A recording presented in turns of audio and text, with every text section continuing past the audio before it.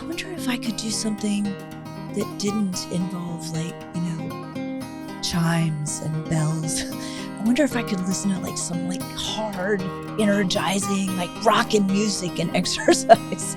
I don't even want to believe what I believe, but I can't get out of it. That's right. I hate this thing that I'm mad about.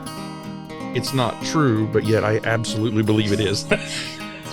Sometimes I'm like, people are having an experience, Kristin, that are different than yours. It's not the same as what yours is. Right. Remember this. Welcome to the Rethreading Lives Podcast, where we talk about how to take your threads of harm and through the rethreaded process, transform them into something that actually helps you reach your potential. We'll talk with different leaders in our city and our country and find out what they're doing. You'll walk away from listening to this podcast with useful insights and captivating stories on how you yourself can rethread your life and your business. I'm Kristin Keen, and this is the Rethreading Lives Podcast. All right. So welcome to Rethreading Lives. Our guest today is Bethany Crawley. Actually, did I say that? I was like, I rarely pronounce your last name. Yeah, that's it. That's Crawley, it. Okay. You got it. Bethany Crawley, who is a very important person in my life. Bethany is a mindfulness coach, and we've been sitting together for 3 years-ish. Mm-hmm. My doctor, Dr. Mahmoudi, wrote on a prescription, you need to go see Bethany. I was struggling with anxiety and sleeping and kind of life. And so she sent me to Bethany. And I've been going to see Bethany for 3 years, and she has taught me so much about my body, my mind and body connection, trauma, and it's made a huge impact on my life. So now I tell everyone about Bethany. And I want, maybe today, can you just start with a little bit about your background, because it's very untraditional, your background. No one would guess how this has come about. Yeah. So I'm a lawyer. I'm trained as a lawyer. See, I was like, no one would guess you're a lawyer. I was a commercial litigator for about 17 years, working a lot in reinsurance, complex commercial litigation. An incredibly miserable way to make a living. It was very stressful. And as soon as I started practicing law, when I was, I guess, in 1997, I also started practicing yoga. Pretty soon after I started practicing yoga, I started practicing meditation with a lot of zeal and benefit. And then pretty soon I was teaching yoga and teaching meditation, and that sort of organically moved into teaching mindfulness. Now I work in healthcare with providers, doctors, nurses, medical residents, psychologists, teaching mindfulness, and also working with people who have endured and survived childhood trauma and other kinds of trauma, as well as veterans and first responders. So maybe you can give us a little background about what is mindfulness? It's a very big word now that everyone's been talking about. Yeah. Jason, you can interject any questions you have as well, but kind of give an overview. Because sometimes even when people ask me, I struggle with putting all my words together to explain it. Yeah. I think it's a good place to start. So when I'm thinking about mindfulness, I'm thinking about a set of practices. And mindfulness has always been training the resource of our attention, right? So a mindful attention is having attention in the same place as your body. So your body is always captive in the present moment. It can't get any other place, right? Your arms aren't long enough to reach 5 minutes from now. You can't reach with your body back 5 minutes ago. And so for me, a mindfulness practice is really practicing the kind of awareness to see where your attention is, and then to self-direct, to redirect it, to bring it back into your body so that your attention is in the same place as the present moment experience of your body. So a mindful attention is delivering you into the experience of your present moment life. And it takes a lot to get there. It takes a lot of practice to get there. So I have a direct question, because I've been thinking about this, because I have a question. we were working with one of our employees who struggles with anxiety. And she's had almost the same struggles her time that she's been there. And she gets sucked into details. She can't get out. And it's like she's trying to control things. And I was trying to explain, did not do a great job the other day, but I was trying to, because it's like she's stuck. And I was like, and she's been trying to work on time management. She's been trying to work on these things. And I'm just like, I don't think if she heals internally, she's going to be able to move and get out of how she currently operates in life. And I tried to ask her the question, like, when you are like in the details, what is your internal monologue? Like, where, almost I should have said, where are you in those moments? Like, is her anxiety, is like, she could be present in her job, working her job, but really her mind is flipping out with anxiety about the future. So she's spending time on this and she's really not there. Right. Yeah. But probably because she's experiencing the actual catastrophe she's imagining. Yes, you're both right on. So let's take it apart a little bit. Okay. So if you think about attention just as a resource, your attention in neuroscience is called load theory. We're using 100% of our attention all of the time. We can't split and divide that 100% of attention. So we can't give 50% to doing my job and 50% to catastrophizing. We might go 100% catastrophizing and then 100% back to the page, 100% to catastrophizing, 100% back to the page, right? There is no split or divided attention. What you're describing, Kristin, is what we call presenteeism, right? Where my body shows up at work and I kind of go through the motions of my job, but my attention is someplace else. My attention is attending to the future, perhaps, attending to rehearsing the most awful imagined outcome so that I can prepare for it when it finally arrives. So I might be sitting at my desk. I might be sort of on autopilot, kind of going through the motions, but my real attention is kind of preoccupied with rumination or with catastrophizing or awfulizing or worry or playing out some kind of, some kind of problem. And that we mistake that kind of ruminative loop or that kind of anxious thinking or worrying kind of thought. We mistake that as helpful. We mistake it as a way to regulate our anxiety. So the thing that's sort of casting me into this catastrophizing is the way that I'm feeling or the tone in my nervous system. I don't feel safe, or I don't feel comfortable, or I don't feel worthwhile, or I'm having feelings and I don't feel confident or safe. And so if that's the tone of your nervous system, when we think about sort of working with somebody who lives in that kind of anxious loop, one place to start is this kind of self-awareness of where are you in your body? And when I work with veterans or first responders, we often work with this kind of simple language of, hey, are you in the green? Are you confident? Are you okay? It doesn't mean you don't have a challenge or a set of demands or a set of jobs or responsibilities, but it means that in the green, when your nervous system is kind of in good balance, that we feel confident to manage what's on our plate, right? That's a good tone, a good balanced tone in our nervous system. But when that sense of safety or confidence begins to collapse, the tone in our nervous system is shifting and we're moving up into what we call the red, right? A state of hyperarousal. I got my foot on the gas pedal. My heart might be racing. My gut might be churning. I might be feeling anxious. I might be thinking anxious thoughts. It's sort of that my nervous system has shifted. I'm in a kind of hyper-aroused state.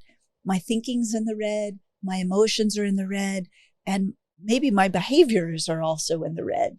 So that out of this kind of dysregulated, hyper-aroused state, we can't really get ourselves back down to a more balanced, better regulated state. And you're right. You're right. I mean, if we spend a lot of time there, I mean, it's human to visit that place, right? It's human for us sometimes to be in that place over periods of time. But if we don't know how to regulate ourselves and we don't have the awareness to see, oh, I'm dysregulated. Oh, I'm spending a lot of time sort of reaching forward into the future, thinking that if I can solve that future problem, I'm going to feel better right now. Actually, when we're doing this, we're feeding this kind of future catastrophizing, which is, of course, making us feel much worse now, much less confident now, much more overwhelmed now, that we're powerless over right now and the future. And so this is very stressful. It's a very stressful place to get caught. So, when I'm working with veterans or first responders, we're trying to sort of teach people, okay, get your attention into your body, this kind of mindful attention, and check in with yourself. Are you in the red? Are you up in that kind of hyper-aroused, dysregulated state? If you are, pause and take this attention, unhook it from that catastrophizing content and get it back into your body. Use that attention to regulate your nervous system, which is not rocket science.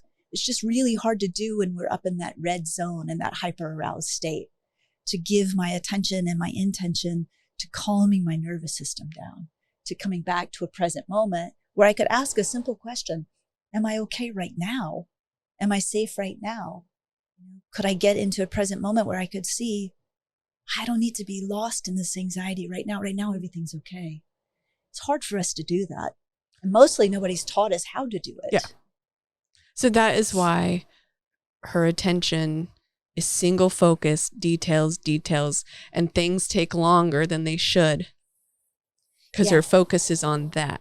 And then it becomes reality, because then when she comes back to the present, she actually is in a crisis. That's right. Because now she's so far behind because I was dealing with next year's problems or whatever, that now what could have been handled today has not been handled, and now it actually is a real problem in real life. That's right. And I think also there's underneath this, there's some kind of stuck places around the idea that if I can get all of these details just right, then I'm gonna fix everything for always. Mm-hmm.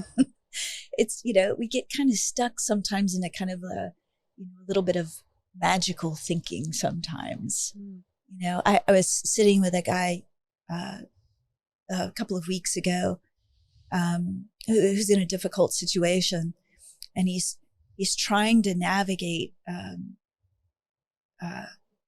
his mother's will. He's trying to get everything straight with his mother's will so that his siblings are never unhappy with him ever again. Well, he's got a lot of anxiety about getting this will right. But underneath it, there's some idea, there's some belief, there's a little bit of magical thinking that if he gets this right, then he's never going to have another problem with his siblings. And sometimes we get caught in this kind of magical thinking place where we're trying really to feel better. But the way that we're going about it is a bit distorted or a little bit childlike, maybe in some ways sometimes. So rather than regulate our nervous system, we feed these strategies that don't work very well. Mostly because we don't know how to regulate our nervous systems.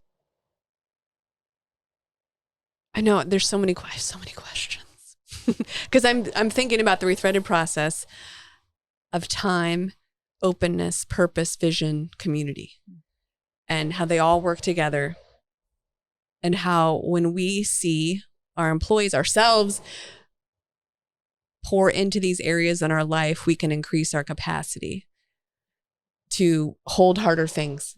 And I guess I can say that because it's been true in my life. And I look at this particular employee, which I think a lot of people maybe listening have employees who struggle with anxiety, time management. How do I put that into a question that I'm trying to ask? Let's just say as an employee, I'm trying to create an environment for my employees that brings them life and helps them. So I have this employee struggles with this. What would, as a boss, as a person in authority in the business, how would I help her? when she's I feel like she has been stuck in this cycle since we've been working with her, and she is a beautiful human being. It's almost like she takes herself out of the game because she's stuck there. Right. Yeah. This sounds maybe a little strange and a little simple. The key to change is self-awareness. Mm-hmm. I mean, you can't change what you are unaware of as that's hurting you. Right. So that moment of realization or that moment of self-awareness, oftentimes, like somebody can tell us over and over again. They can say, hey, that doesn't work. Hey, that's not useful. Hey, that keeps getting you stuck in a place where your sense of anxiety is mounting and it's not helping you do your job.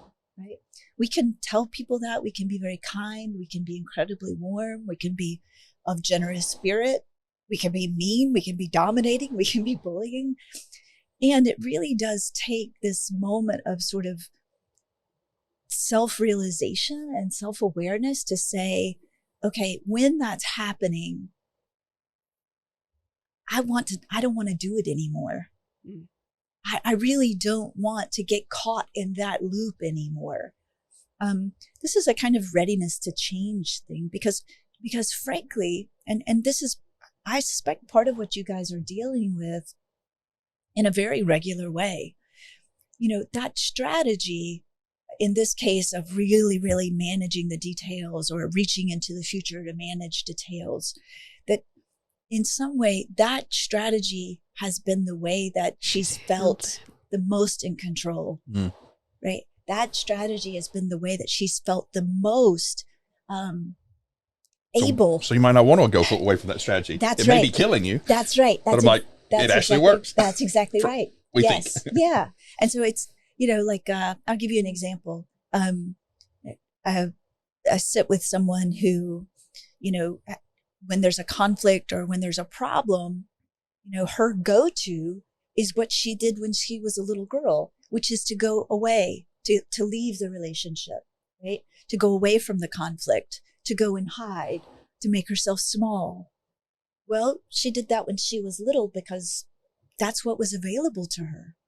And her nervous system is quite committed to that strategy because for her, it was a survival strategy. She lived in a very chaotic place, a volatile place, a violent place.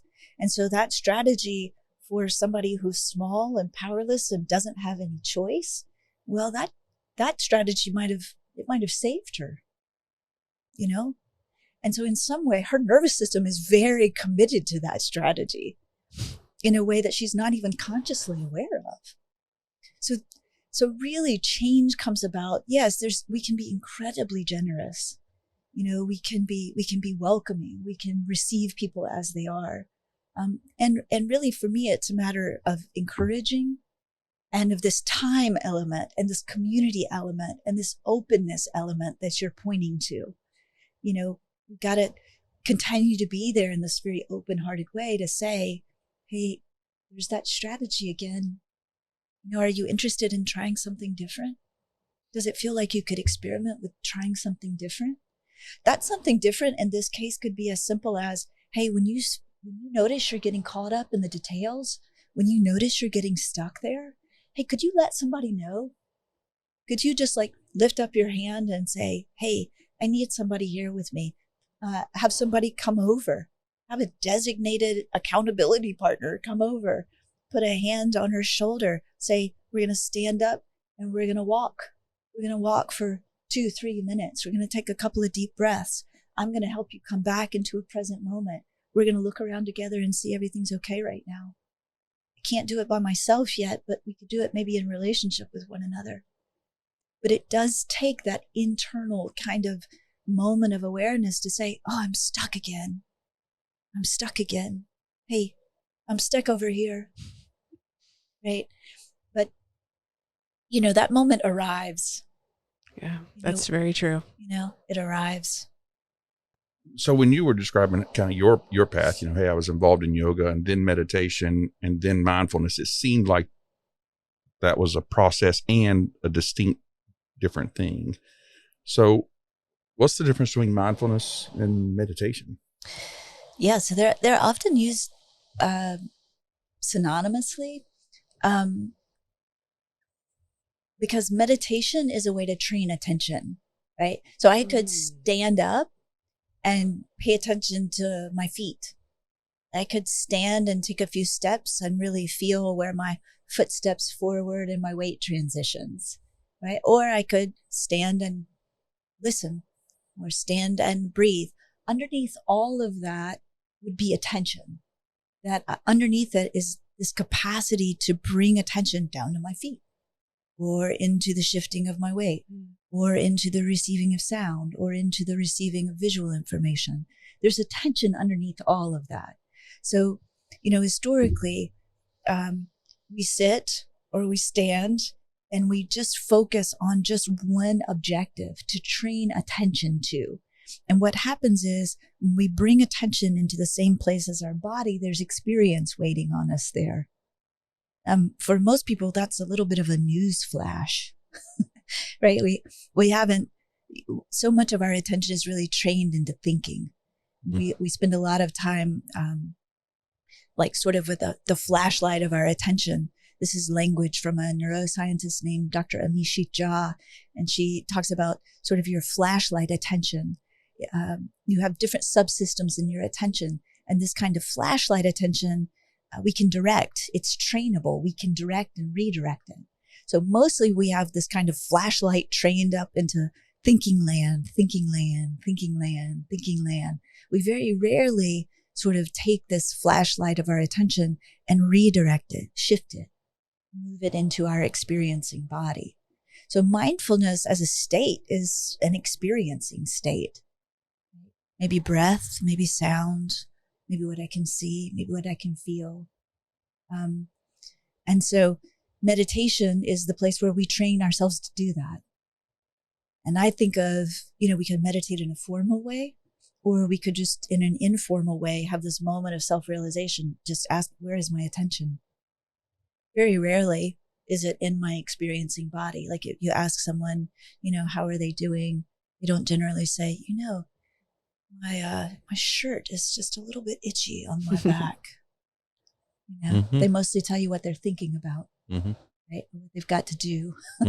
So attention in your body, and then meditation is just a way for us to train. Mindfulness is a state. It's an experiential state where our attention is in the same place as our experiencing body, and we have awareness. Seems to me that people sometimes use yoga or meditation as a momentary, it's a thing to do, right? Whereas mindfulness is a state of being. I think that's right. And of course, we've got to practice entering into that state, which is, yoga might be great for that. That might be the way that we put enough on somebody's plate to have them have to pay attention to what's going on with their body right now. They've kind of got to enter into that experiential state, or they're going to fall over, right? Tai Chi or, martial arts. There are a lot of these sort of Eastern disciplines where we're training attention into a present moment fluid experience through a somatic and embodied kind of experience. You're not training to a different state. You're just training into the experience. In classic meditation, maybe I'm experiencing breath. But again, it's training to an experiential state. Which is something that Bethany taught me, is like, especially at the beginning when I was first doing this, when my anxiety would feel out of control, she'd be like, go and do really hard exercise, because it's very effective for me. And exercise to the point where all you can think about is the exercise you're doing in the moment, to get me out of my head, to get me out of all this anxiety, to make me fully present. So I feel like so much of it is, and I'm going back to our ladies, our employees sometimes, is and that became a tool. And first of all, it made sense on why I love exercise so much. And then the second was, it has become a tool for me to work through things. And I think what happens in trauma and with our ladies and probably in the world in general is people don't have tools. Like, I don't know if our employee right now would even know how to put tools like this into place because she's never just been exposed to it. It's more like just work harder.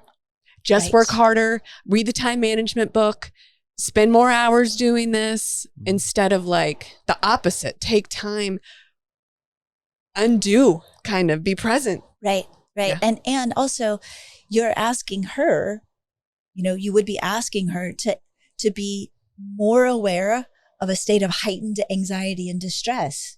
This strategy is to distance her from the stress and anxiety. From the distress and the anxiety. It is to make her feel like she has a way to regulate that, to make it go away. It's actually feeding it, right? So in some way, in mindfulness, we're asking people to sort of move towards the anxiety initially, particularly when we're working with trauma.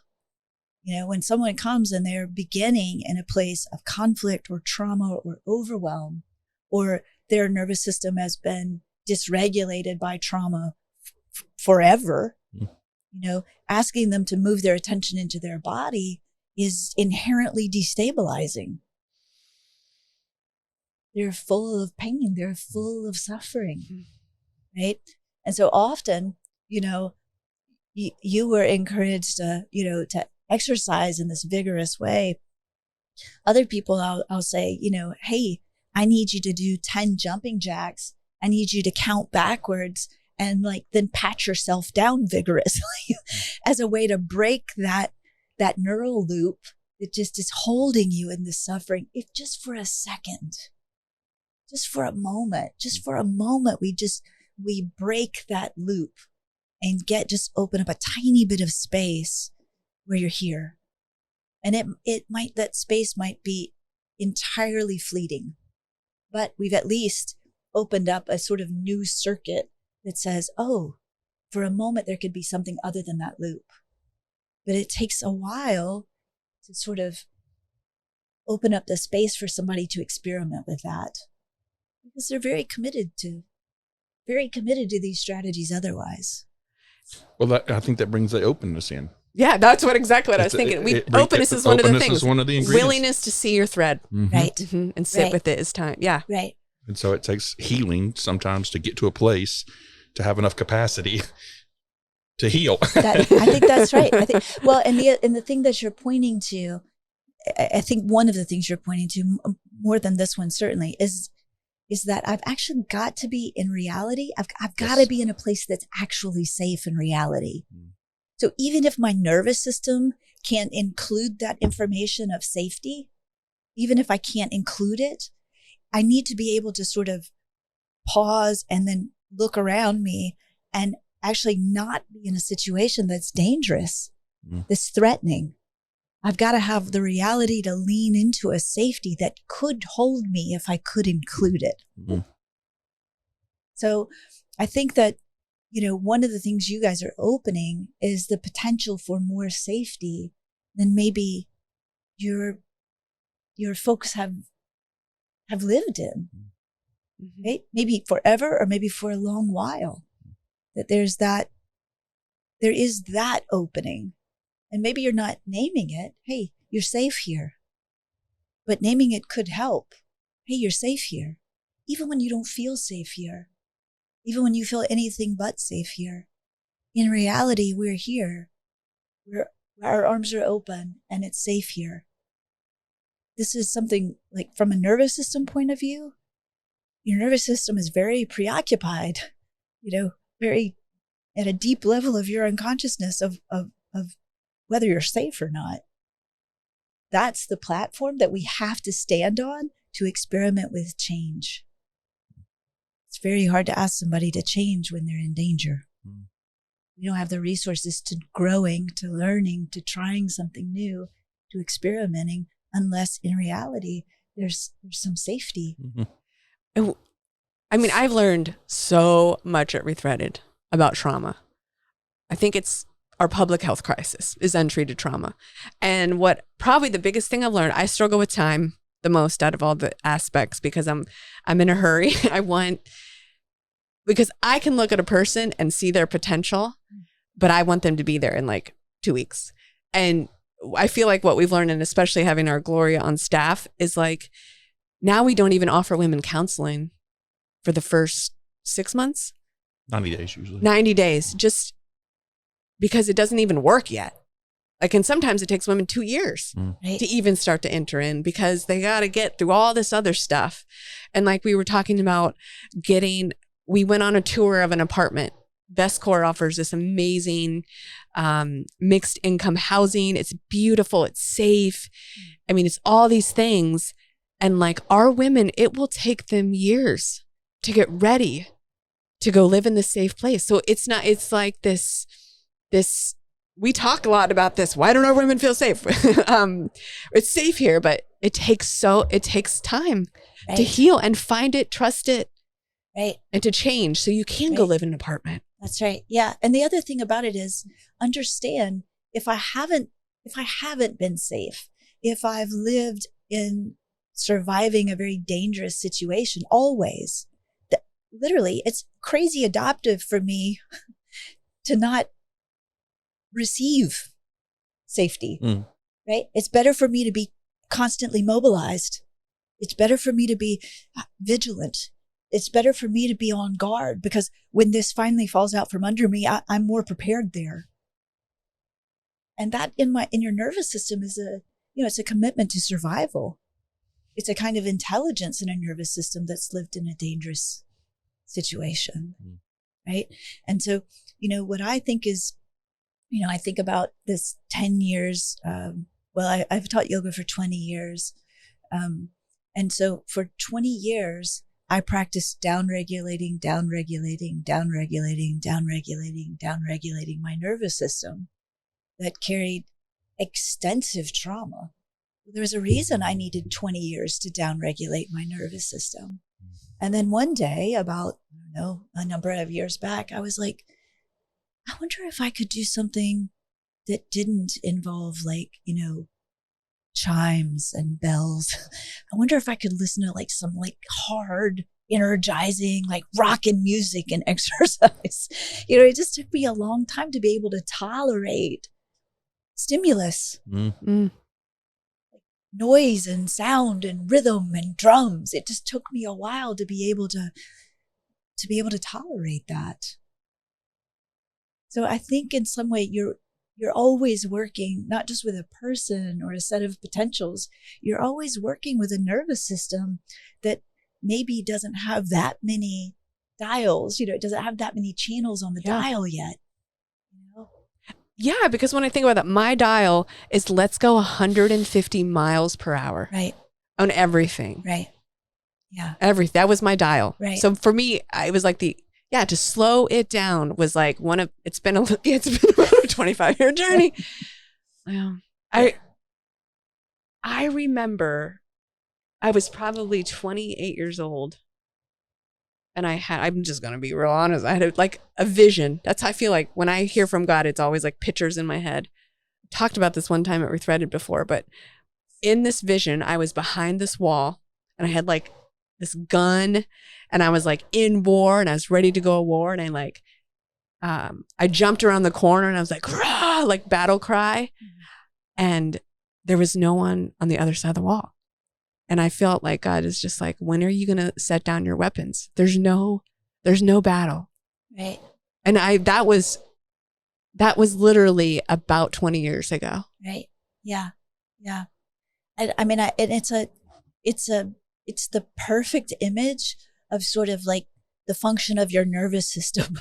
It's prepared, it's mobilized, it's defended. Or we kind of toggle to the other extreme, the bottom end of the spectrum, where we're lethargic, we're collapsed, we're shut down, we're cold, we're depressed, we're whatever.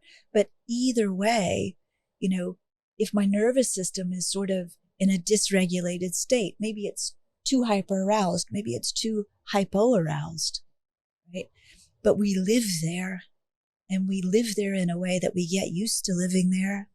We set a default that says this is life, and then we live according to this is life,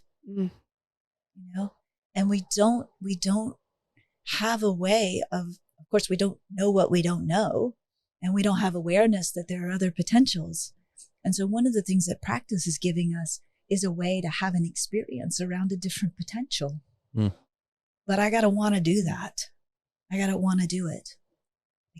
Somebody can't do it for me.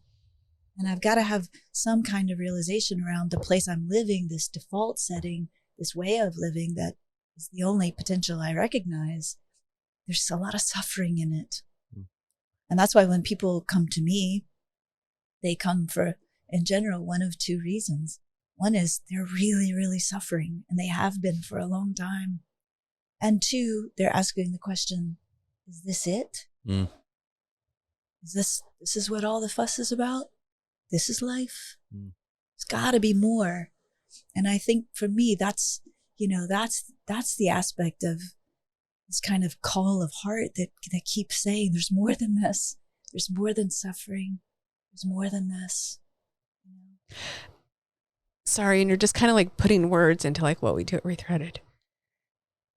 It is, and this is what I long for like the police force, for businesses in general, is to create a space that disrupts a person's normal. Right. I love that. Like what is normal for you does not have to be that way. Right. Like our employee does not have to live in that much anxiety and fear, because we can create a work environment that at least points her to more. Yes. Right? Yeah, I think that's right. And I do also think that like that as a mission or that as an aim, if I don't know that there is more than suffering, and I haven't experienced any system where there is a potential for more than suffering. We don't have systems that reflect that potential. We don't have systems that are aimed towards that potential. And I think in some way we're talking about building a system around healing. We're building a system around the different potentials. And I think you got to be really, really thoughtful. You got to really put some time into experimenting, configuring. What does that system look like? How does it work? It doesn't work the same for everybody, but what are its building blocks? I mean, this is a beautiful vision around experimenting with some potential building blocks for a system that is aimed towards potential and healing. But I don't think that we have that many systems that are aimed in that direction. I agree. We talk a lot about that. Yep. It's the aim is profit. Right. Almost like survival. Right. How much can we get done in the shortest amount of time? I mean, as we've talked and studied more and more and more and looked at the systems that our society works within, efficiency makes us stop seeing humans, makes us move fast, which violates the whole ingredient of time. Right. And so we're finding time and time again that time is actually the piece that's the problem. Our systems are based on shortest amount of time. Right. And because of that, we're in a hurry, we're tired, we're exhausted. We just got to get this one through, check the box, move on. Right. So we never see the human sitting in front of us. Right. And so we try to, everyone experiencing this needs this. And everyone with this symptom has that, right. Instead of realizing this is a single human being with a single set of issues. And right. we need to deal with those issues. Yeah. But that takes time, and it's hard, and it's messy, and we're all just running too fast. That's right. And one of the things that I think you're pointing to, this time element, it's such a bind, particularly if you're a business, right? Because I think in some way, thinking about a system that promotes healing, we have to be in relationship with one another to heal, and then we've got to have the time to heal. But if I'm a business, the basis for our relating to one another is generally whatever the business objective is. It's not the healing of the person, the healing of the trauma, the healing of the soul, the healing of the way we relate to one another. That's not the purpose of a business. And so when I'm thinking about, this vision, it's like you're sort of trying to operate on two platforms. Fold these. Yes, we are. It is the struggle. It's really a challenge. I mean, I'm humbled by you guys taking this challenge on. I think in the reality, most companies are not going to have the time to deal with individual healing. But I think they do have the time and the space to set up an environment that doesn't add pain to their employee workforce. And I do think they have the time to run their business in such a way that it provides healing to the community. They, as a business in a community, I think have the responsibility. I think we have the responsibility to provide space for our employees to do their personal healing and that sort of thing. But that my very existence as a business should be healing and soothing to the community that I exist in. How we do business and the space we give to our employees to be able to care for their clients and that sort of thing. So it's still it's not squeezing every last dollar out of the profit, the P&L. And that's going to be tough for some companies to do. But I think we have a way to just provide space for our employees. They're healthier, they're calmer. We should get it out of the red zone. That's right. Just bring the RPMs down a little bit. Right. And I think that, there are ways to sort of integrate that in ways that are not hard, that are useful. And I know you guys do some of that. And I also think I'm reminded of a medical resident that I worked with years ago.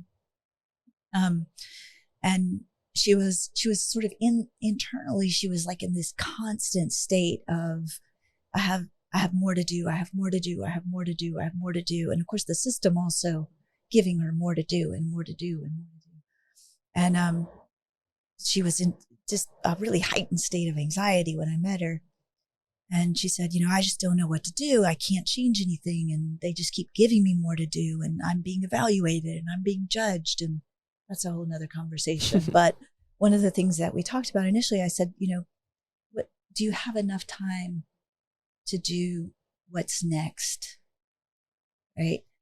And I think about that idea of, if I could get present and see what I could affect just next, right? If I could sort of make things more within my reach, if I could regulate myself, pause, get sort of my access back to clear thinking on board and ask the simple question, what could I do next? I wonder how much time we would end up having, right? Rather than I'm always trying to get to the next thing. I'm reaching past what's right here and trying to get the next thing. And it's just like a formula where it's inherently stressful, but maybe also not terribly efficient or productive. Well, because you're always on the hamster wheel. That's right. You're always on the hamster wheel. And we've done some time management training there where we've talked to folks about, mapping out what they need to get done, but then also to plan margin, plan the white space. Right. And then plan what's not going to get done. Right. Because your to-do list never gets finished. Right. You never finish a to-do list. Yeah. But I can decide what will and what will not get done today. Right. And I can end my day with a win, even if the to-do list isn't finished. Yeah. And I think of like potentizing that in some way to say, if you could get your attention now and just say, and now this is what is here. Right. So even the list towards the end of the day is a reach, right? But that would require me to sort of wheel in my attention and then direct my intention and aim, effort, behavior, right? But what you're talking about in some way, like this place of hurry, of busy, of push, it's like chronically dysregulating. It's very stressful. I always think about if you said to me, Bethany, everything that you have to do this week, it needs already to be done now. You could say, here's a glass of water. I'd like for you to take a drink. I'd like for you to have a sip. Or you could say, here's an ocean. I'd like for you to drink it now. Mostly we're drinking an ocean every day because it's not the thing that we're doing now. It's everything we've got to do. And that's, we can't manage that. And so, yeah, we could time manage like in increments, or we could time manage in increments of now. And that's why maybe I'm going back to this employee, is I was like, it doesn't matter what time management system you have right now, because you're so dysregulated, right? That it doesn't, you have to heal so you can be here now. I think that's right. And also, you know, to begin to cultivate enough awareness to say, I'm not here now. You know, it could be that simple. I'm just not here now. I asked her that. I was like, I want you to think about what you're thinking about when you're doing your stuff. And what did she say? I've never had a manager ask me about what I'm thinking while I'm doing something. Right. That's right. And this is what I was trying to say in the very Kristin way. I was trying to say, where are you? What is your mind telling you? And I think so in some way, even just starting to change the language around, like, what are you aware of what your thoughts are? You know, like helping somebody to organize something that's very disorganized. Yeah. Right. There's awareness, and there's your thought, and there's you paying attention, and awareness is watching that. Right. But mostly we don't know that because we are the thought. We are the thought. We are the thought. And that's moving from a dysregulated place and a set of dysregulated thoughts. And I'm kind of stuck there. Right. So in some way, starting to organize just, hey, in awareness, is your attention here? Where's your thought? Where's your effort? Where's your energy? And organizing like, and now I can manage this. Because that's in anxiety, you're managing this. That's right. In present, you're managing your life in front of you. That's right. What you can touch now, what you can affect now. You know, like I can't make a phone call now that I'm really scheduled to make in 4 days. I could think about that phone call. I could rehearse the conversation I'm going to have on that phone call. I could imagine what the other person is going to say on that phone call. And then I can like have I can spend a lot of time doing that while I don't do what's here now. And I can be completely unaware that that's not helping me.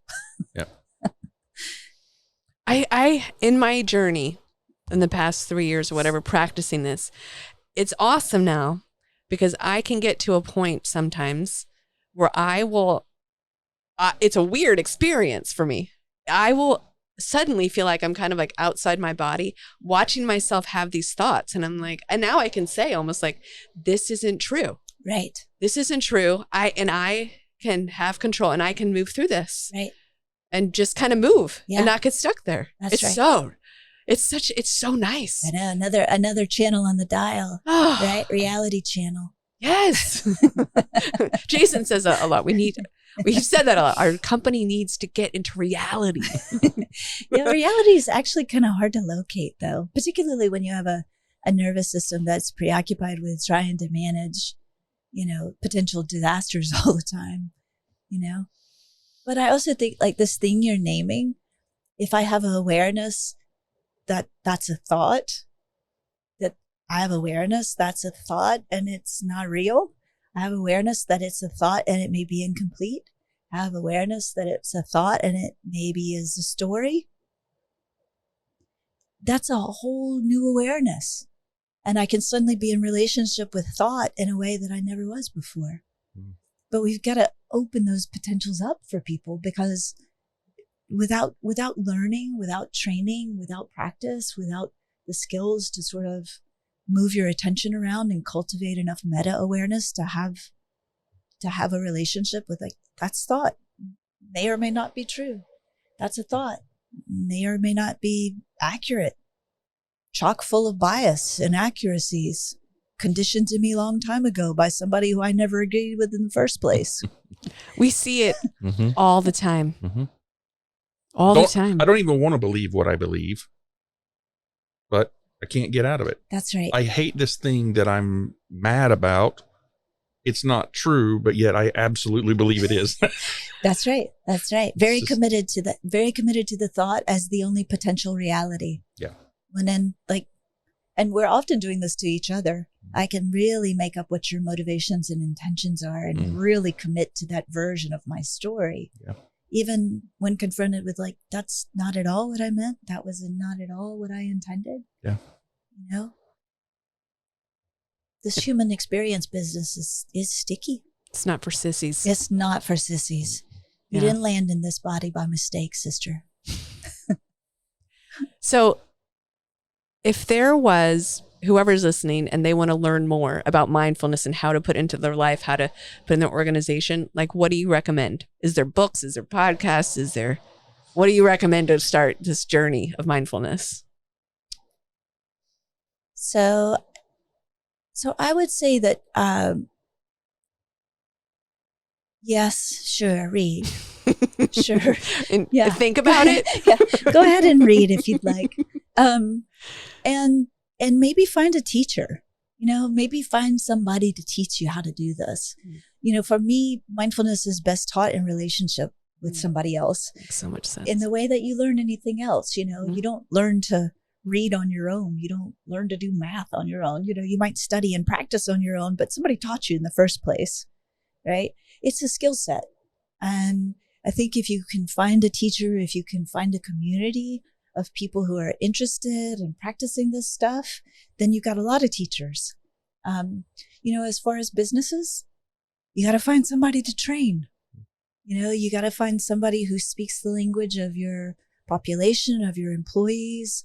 And then you really, really need leaders in that organization to be committed to a self-aware, mindful process, a process that recognizes people are having an experience that is affecting the bottom line. People are having an experience that's affecting the work that they're doing. Sometimes I'm like, people are having an experience, Kristin, that are different than yours. It's not the same as what yours is. Right. Remember this. It's only 100% of the time.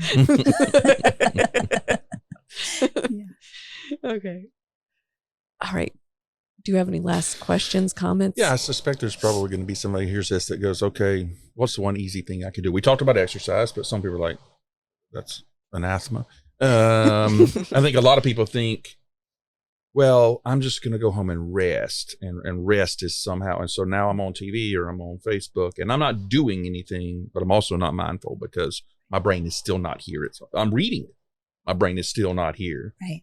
Is there just, here's a tool, put into your life today, and it won't solve all the problems, but you'll be on a step further down the road. Yeah. So I think a good beginning place, could just be simply guided meditation, right? There are tons of apps out there, and they work in all different kinds of ways. You could get an app that sets off a timer and then you take 3 mindful breaths, right? You could do a guided meditation that is going to guide you for 5 minutes or 8 minutes or 24 minutes.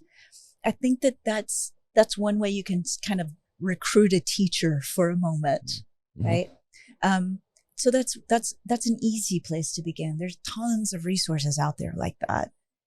If it's something you're really interested in investing time and energy in, if you're interested in changing, then you need to learn.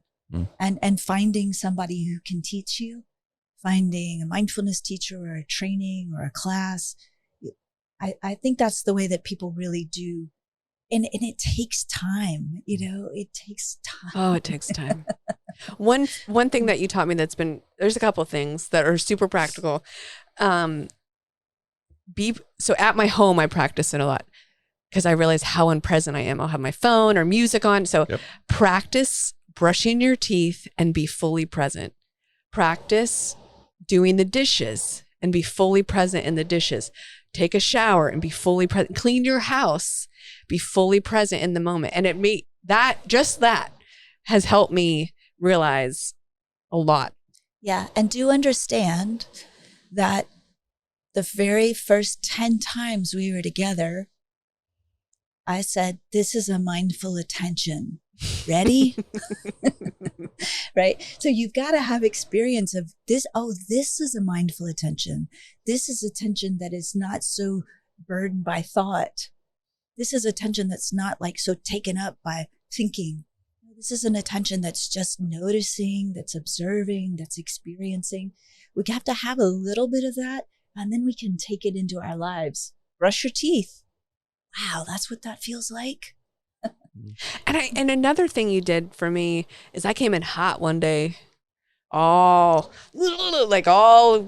up in it. And you took me on a walk and you're like, what do you notice? Tell me what you see. Tell me what you hear. Mm-hmm.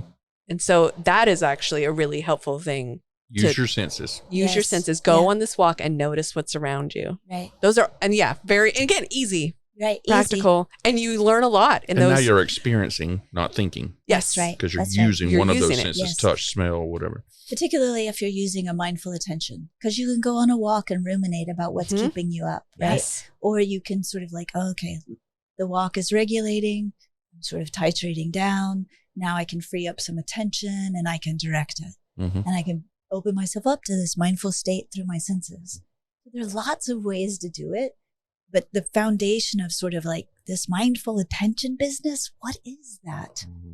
And so it's an attention that doesn't have a whole bunch of conceptual elaboration or emotional reactivity, right? It's a particular kind of attention and we need help finding it, discovering it, and then we can practice with it. Lots of ways to practice with it. And it's kind of coming back to what's real. It's that openness of I've got to admit what is. And so it's working out of the brain and back into the what's real. That wind feels that way. That bird sounds that way. That smell smells that way. Right. This is real. Yes, it's reality. That's all that's available to you in mindfulness. Where are your feet? That's right. I try to teach that. Where are your feet? Yeah. Set your timer 5 times a day and ask where are your feet. And it's great. Boy, you have really, girl, you are listen. doing it. Look at you. I listen. It took me what felt like a long time finally. Yeah, you're doing great. Bethany, we'll ask your last thoughts, then we'll go Jason, and then we'll close. What are your closing thoughts around this? Well, I'm excited for you guys is what I'm mostly thinking. I'm thinking that you guys are considering a paradigm shift. Mm-hmm. And I'm humbled by that. I'm respectful. I'm encouraged. And I'm also grateful. Thank you for thinking about these things and trying to put things into place that are novel and new and aimed at healing. Mm-hmm. I mean, we've seen some real healing happen. And so as we started talking with our team and talking with the clinicians and talking with our program staff, and then as Kristin's continue those conversations with other companies and stuff, we're seeing, one, there's a need, and two, there's a process. It will work. It will work if we put these things in, because our ladies are experiencing that with these ingredients, they can find healing. And what we're also seeing is even a person who doesn't believe they need healing is able to find their greatest potential in this same thing, the same ingredients, regardless of where your starting point is, you can find greater potential. But I think one of the powerful things that you said, I think a few times, was intentionality. We keep seeing that I have to kind of do this on purpose. My default setting is probably not going to take me. Right. I have to choose, one, to learn it, but then two, I actually have to wake up every day and do it. Right. Yeah. And I just want to say thank you so much for teaching me so much and helping me have space to hold it all, like the good, the hard, but also like the love and the joy and being able to live life differently, but then how that I then get to translate that to other people. And it's so good. And I love it. And I feel so excited about what I get to do now, what I get to give back. So thank you for being part of this and teaching me so much about how to hold love. That was I asked you for. You asked me, why do you want to do this? And I was like, because I want to learn how to give and receive love, right, which will be my journey forever. But thank you. Very beautiful to witness, truly. Bethany is available for coaching. Are you available for coaching? Sometimes. I know. I was like, Bethany is in high demand. So Bethany, what's the best way to reach you if someone's interested? So the easiest way is probably just to email me. Bethany Crawley at iCloud.com. Okay. Yeah. And is there another resource also that is there like a teacher's website with many mindfulness teachers? No. Well, you could Google it. Okay. We'll email you if you're full, Bethany. Okay. Yeah. Just look. Okay. Look. One will appear, I'm sure. Okay.